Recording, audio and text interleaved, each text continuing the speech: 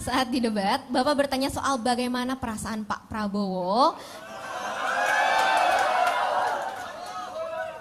terkait batasan usia capres-cawapres. Padahal kan itu sudah jadi putusan MK, Pak. Sudah ada sidang etiknya juga.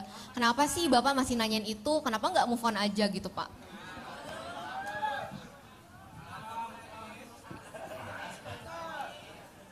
Ini terdesak ini. Gini, saya ada bekas ketua MK di sini.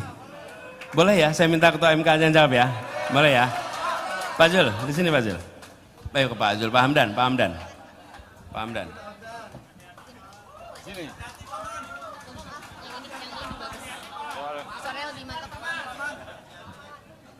Kameranya di sebelah sana, Pak. Oh, sana ya. Enggak, sini aja.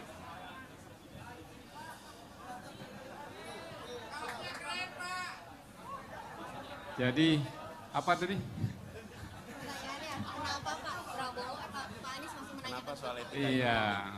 Jadi ini bukan persoalan move on, tidak move on.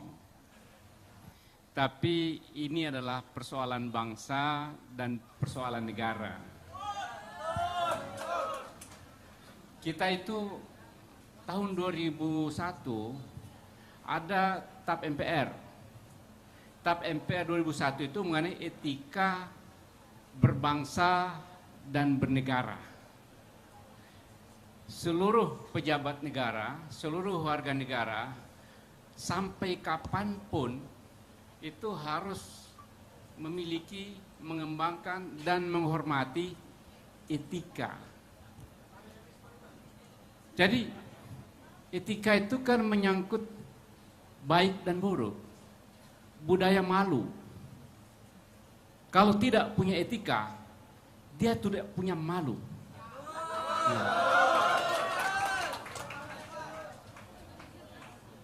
Kalau di Jepang itu, kalau budaya malunya terganggu, harakiri dia. Kalau orang Bugis Makassar, budaya siri. Siri mapace, ini ada lagi nih. Jadi, budaya itu yang memberikan dorongan kepada kita untuk selalu berbuat baik, berbakti kepada bangsa dan negara. Jadi, etika harus menjadi pedoman dalam berperilaku. Bukan saja hukum. Jadi kalau saya bahas tentang putusan pengadilan itu harus ada 3 dasarnya. Hukumnya benar, etiknya benar, penerimaan sosialnya benar. Legitimasi hukum, legitimasi etik, legitimasi sosial. Itulah hukum yang benar-benar bagus. Kalau hilang salah satunya, maka hukum itu pincang. Yang kemarin itu ya jadi pincang. Karena itu, ini luar biasa nih. Kalau ada pelanggaran etik berat dalam suatu pengadilan, dalam suatu putusan pengadilan, menurut undang-undang ini, undang-undang kekuasaan kehakiman, itu putusan itu harus dianggap tidak sah karena kehilangan landasan etiknya dan harus diproses ulang. Ya. Jadi itulah masalah etik, bukan masalah move on, tidak move on, tapi ketika pejabat pemerintahan atau calon pejabat pemerintahan tidak menghormati atau mengabaikan etik, kita tidak bayangkan bagaimana bangsa kita ke depan. Terima kasih. Jadi tadi Pak Hamdan kalau saya bagi garis 3, dia harus benar secara hukum, benar secara etik, dan diterima secara sosial. Jadi kalau yang peristiwa itu dari 3 ini bagaimana, Pak?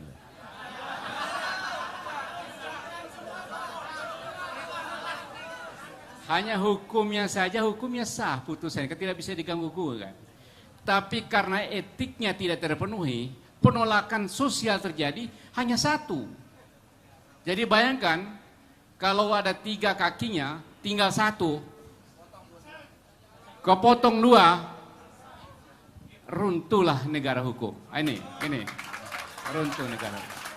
Hukum bisa ditekuk, ya. Hukumnya benar, tapi etikanya nggak ada. Bisa terjadi, dan itu sering terjadi.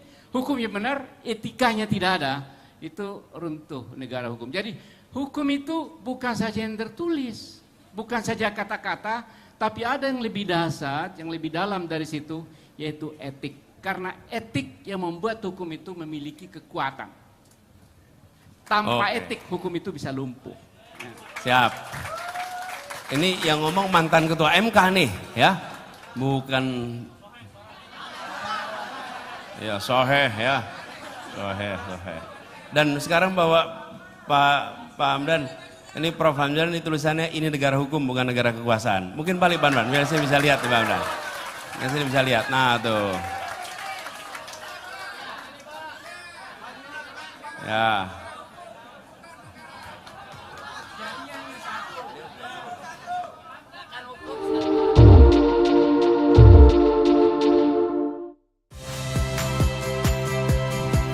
Saya Cynthia Rompas.